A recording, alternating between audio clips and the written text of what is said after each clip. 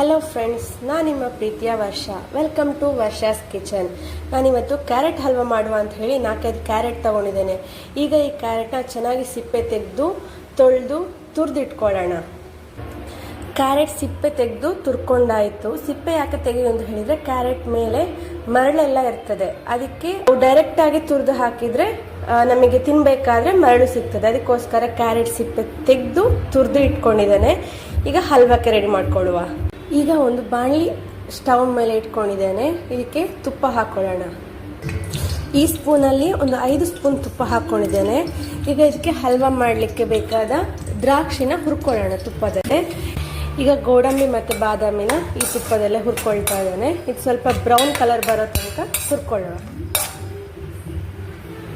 ದ್ರಾಕ್ಷಿ, ಗೋಡಂಬಿ, ಬಾದಾಮಿ ಇದು 3 ಸಹ ತುಪ್ಪದಲ್ಲಿ ಹುರಿದು ಸೈಡ್ಗೆ ಎತ್ತಿಟ್ಕೊಂಡಿದ್ದೇನೆ.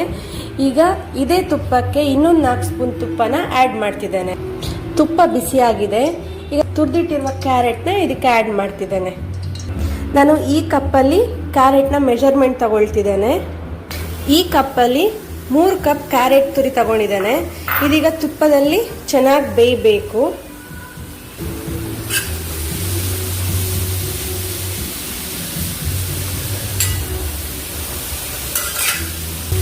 ಹಸಿ ವಾಸನೆ ಹೋಗೋ ತನಕ ಇದನ್ನು ತುಪ್ಪದಲ್ಲಿ ನಾವು ಬೇಯಿಸ್ಕೊಳ್ಬೇಕು. ಕ್ಯಾರೆಟ್ನ ಹಸಿ ವಾಸನೆ ಎಲ್ಲ ಹೋಗಿ ತುಪ್ಪದಲ್ಲಿ ಚಂದ ಬೆಂದಿದೆ. ಈಗ ಇದಕ್ಕೆ ನಾವು ಹಾಲು ಆ್ಯಡ್ ಮಾಡ್ಕೊಳ್ಳುವ. ನಾನು ಈ ಗ್ಲಾಸಲ್ಲಿ 3 ಗ್ಲಾಸ್ ಹಾಲನ್ನು ಆ್ಯಡ್ ಮಾಡ್ಕೊಳ್ತಿದ್ದೇನೆ.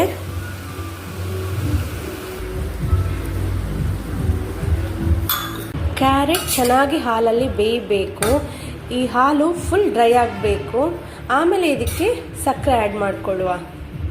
ಹಾಲು ಡ್ರೈ ಆಗಿದೆ. ಈಗ ಇದಕ್ಕೆ ಸಕ್ಕರೆ ಆ್ಯಡ್ ಮಾಡಿಕೊಳ್ಳುವ.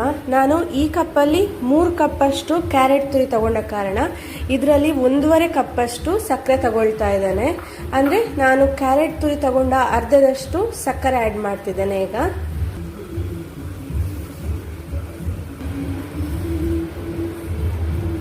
ಈಗ ಚೆನ್ನಾಗಿ ಮಿಕ್ಸ್ ಮಾಡಿಕೊಳ್ಳುವ.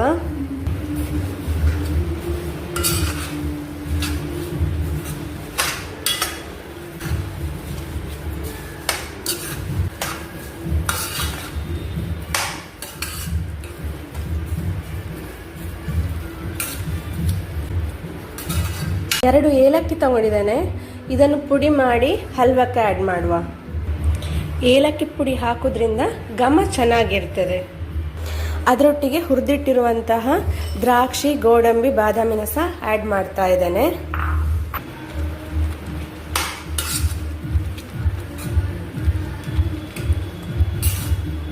ಸಕ್ಕರೆ ಪಾಕ ಫುಲ್ ಡ್ರೈ ಆಗುವ ತನಕ ನಾವು ಸ್ಟವ್ ಆಫ್ ಮಾಡಬಾರ್ದು, ತಿರುಗಿಸ್ತಾ ಇರಬೇಕು.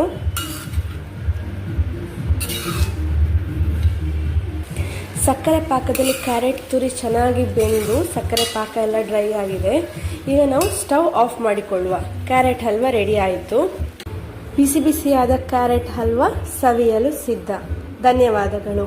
ಈ ವಿಡಿಯೋ ನಿಮಗೆ ಇಷ್ಟ ಆದರೆ ಲೈಕ್ ಮಾಡಿ, ಶೇರ್ ಮಾಡಿ, ಹಾಗೆ ಸಬ್ಸ್ಕ್ರೈಬ್ ಮಾಡಿ.